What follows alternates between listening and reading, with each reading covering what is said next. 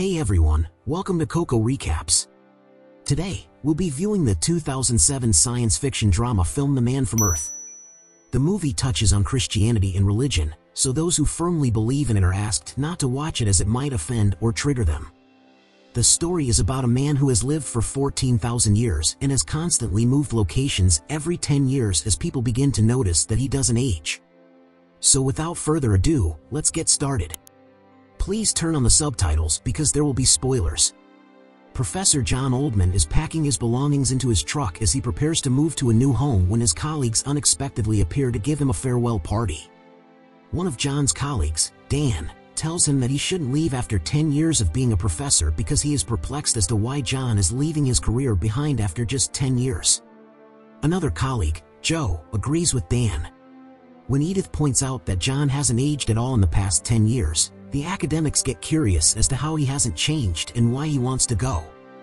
John explains that he just likes to move around occasionally, which is why he has to leave. While everyone is chatting, Dan discovers a carving stone that is approximately 12,000 to 17,000 years old and comes from the Magdalene culture, also known as the Upper Paleolithic. Everyone is amazed to see it here, but John appears to be a little concerned. His co-workers advise him that if he doesn't remove it, it could cause damage. Is working on a science fiction book, to which one of John's colleagues responds that it would make an interesting plot if a man from the Upper Paleolithic lived until the present day and never died. He also adds that in his opinion, if a man is alive for 14,000 years, he will still be alive. To this, John responds that he indeed has something to tell all of them. Then he asks a silly question: what if a man from the upper? In science fiction terms, if a human body functions perfectly and regenerates cells perfectly, it can live for thousands of years.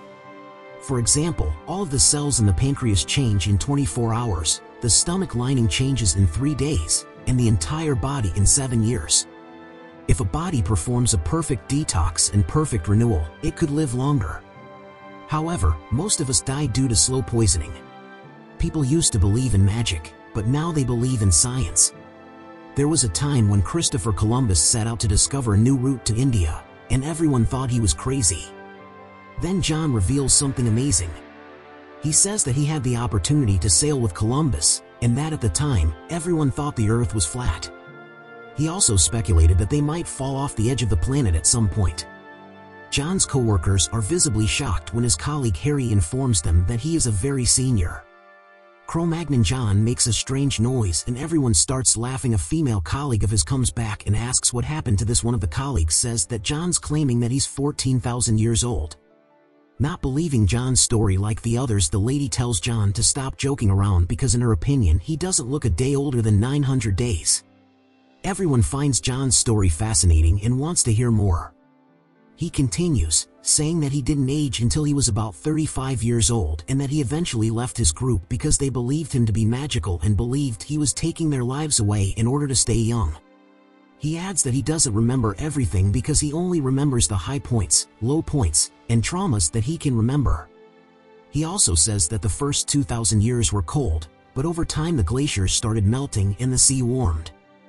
In response to a question about whether he was curious about where we all came from, John said that he would look up at the sky and wonder if there must be some man up there controlling the universe. He then said that at first he thought there was something wrong with him. One of the professors who was listening to this said that he had read this in a textbook. John says that through books he was able to recollect his memories because otherwise it would be impossible to remember everything for 14,000 years. When John's co-workers start asking him questions after he has been keeping his secret for 14,000 years, he responds that he wanted to say goodbye as himself rather than what they thought he was. He claims that he migrated to an endless flat space full of endless new things. After dying, he later began to wonder if he was cursed or perhaps blessed. Mountains, woods, tundra, and canyons. He claims that in his memory, motorways and urban development are what he remembers seeing at the time. As the world grew larger, he claims to have been caught several times and spent a year in prison for falsifying a government application. He eventually traveled to the east, thinking it might be warmer there, and claims to have eventually mastered the art of traveling alone and blending in wherever he wanted to. This occurred at the beginning of the Bronze Age, when he traveled along the trade routes from the east, treated copper tin, and picked up new languages. He claims that moving on was simpler when he was a hunt. Centralization of power. He continued east to India, where he reveals that he was fortunate to have met the most extraordinary man he had ever known. The Buddha taught him things that he had never known before, and we studied with him until he passed away. He claims that Buddha always knew something was different about him, and one of the professors suggested that we reveal this secret to everyone to the world. John claims that over time, everyone will lose faith in this story and it will fade away in disbelief. One of John's co-workers suspects that he may be suffering from mental health issues, so he calls security. Security then secretly calls a psychiatry professor to inform him of how crazy John is acting and asks him to come as soon as possible. When Dr. Will arrives, everyone tells him that, according to John, he has been alive for 14,000 years. John claims to have experienced smallpox, typhoid, yellow fever, and the Black Plague during the past 100 years. When asked why he doesn't have any scars, he responds that he doesn't acquire scars. In addition, he informs him that he has earned 10 degrees over the course of 170 years. He claims to have earned a biology degree in 1840, although the field of study was not as advanced at the time. Will becomes very perplexed after hearing this and recalls how some of John's early friends thought he was stealing their lives. Will then inquire as to whether this is true. Will pulls out his revolver and points to John, saying that this will help him to see if he dies or not. John responds that he never said he was immortal. Will says a shot to the arm will let them see whether it heals or not. Everyone stops Will from doing this. Will leans back and says, "I know for sure that I'm not taking lives away from my friends." Will added that there have always been legends of such a thing as vampires who drink the blood of. Went away from cancer yesterday. When John sees that Will is suffering as a result of the loss of his wife, he rushes over to apologize and beg for the pistol. When Will hands it to John, however, he notices that the revolver is empty. John tells him that he met a man in the 1600s and felt that he was like him, so he told him about himself. He also claims that they spoke for 2 days and that everything seemed extremely convincing. When he returns inside, everyone says that they want to hear more since they found the narrative to be very intriguing. Everyone wants him to tell John that the entire Bible is primarily a fable and metaphor with some validity in real events, and that we should skip this one since it's heading in a path that he didn't expect. They persuade her to sit down because they want to hear more from John. John explains that when he first met the Buddha, he liked what he heard and gave it some thought, but when he got back to the Mediterranean, he didn't. One of the women, Edith, who firmly believes in the Bible, says that she can't hear this. He was taken from the cross and placed in a cave, but as he trained, his body returned to normal. He tried to escape unnoticed, but some followers were watching him. He attempted to explain, but they were ecstatic, so he was resurrected and ascended to Central Europe to flee as far as possible. Edith becomes very emotional as she listens to this.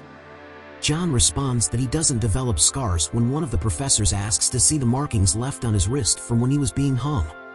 John further contrasts paganism with Christianity. In light of paganism, there were other gods, but Christianity only acknowledges one.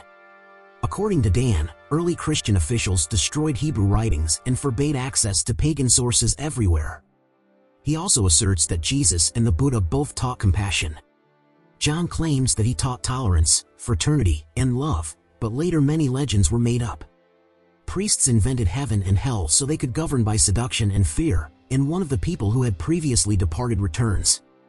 When one of his co-workers inquired about the origin of the name Jesus, John responded that he had always gone by the name John.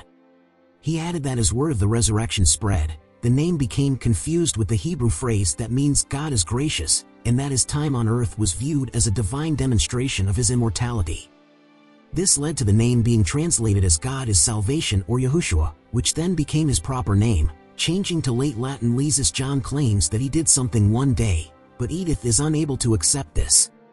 Teaching on a hill, he gave them one choice, asking them who they thought he was. He then said that today I'm giving this choice to you. Edith gets very emotional and starts crying, many of them almost believing. Will says to stop this. He says this has gone too far and these people are very upset. He further states that he doesn't think that John is mad, but what he's saying is not true. He further states that the time has come for you to admit this is a hoax. He was only a tale.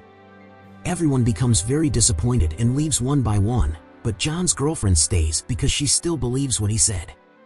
When she asks him how many times he's changed his name, he replies that he hasn't, only his surname. He then begins telling her his surnames one by one. He also reveals that about 60 years ago, when he was a professor at Harvard and people were not believing in John Lee, his name was John Thomas Party Will. When asked if he taught chemistry there, John replies, yes. When told that his mother's name was Nola, Will breaks down and wants to reject this information. He then asks John what the name of his dog is, which John replies, Wolfie.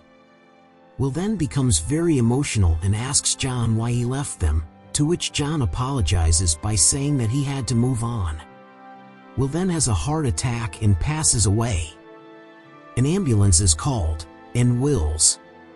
Perhaps this is the first time you've witnessed the death of a grown child. John replies that he hasn't had that experience. Next, we see John get in his car, drive to the highway, and stop to wait for Sandy. When Sandy decides to accompany him, it indicates that they will both ultimately decide to stay together. At this point, the movie comes to an end. Thanks for watching.